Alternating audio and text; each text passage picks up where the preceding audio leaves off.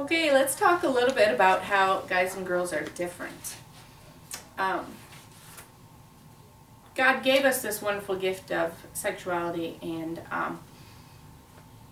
He not only gave us the gift, He created us as human beings to be able to participate in the gift or carry out His plan. The guys and girls are different in appearance, actions, and sexual feelings. But it's all part of God's plan.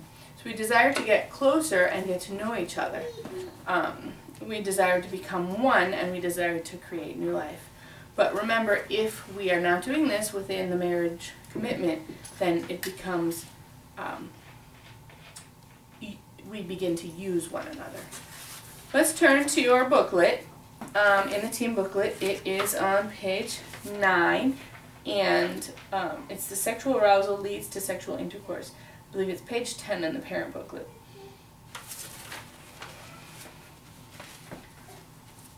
So as we said, pleasure and desire to be physically close is part of God's plan.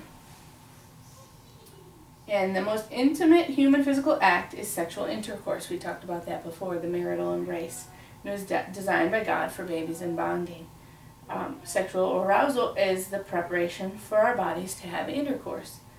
Male and female sexual arousal and response is different.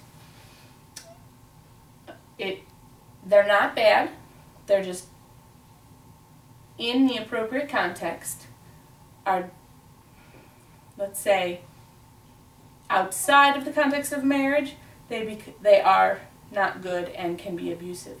Inside of the context of marriage, it is beautiful and a gift and created for a purpose. Chastity and purity is first in your heart and mind and then in your actions. Our bodies respond sexually whether we are married or not, and you make the decisions on how to act. The difference between males and females is kind of like the difference between, in this example, a slow cooker, also known as a crock pot, and a microwave, which cooks a lot faster. And let's just run through this together. You obviously know that you can just push a few buttons on a microwave and your food's done like that. And in a slow cooker, you turn the dial on low or medium or high, but even on high, it takes hours to cook your food. Wow. Similar to the female, you have the off setting.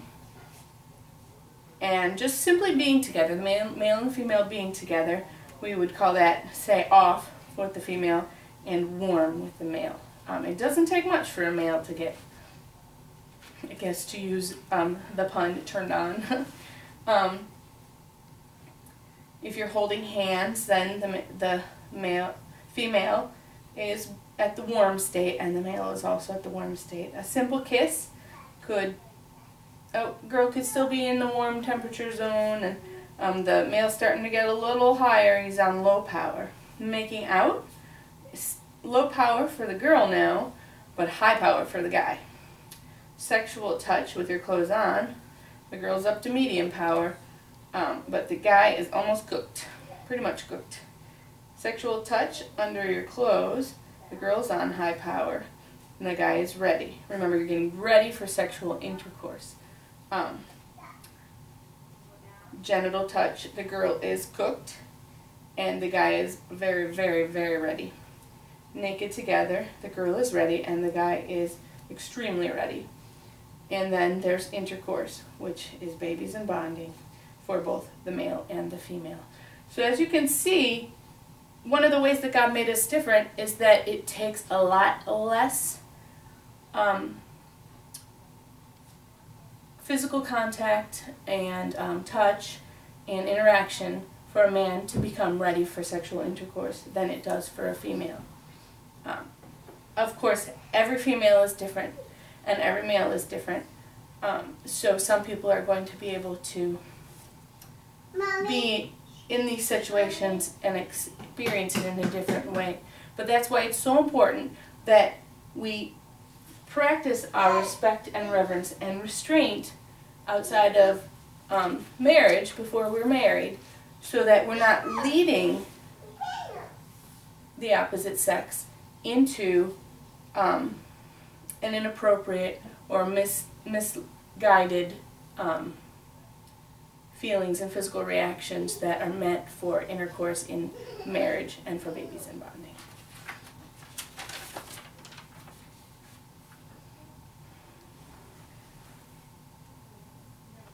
Thank you.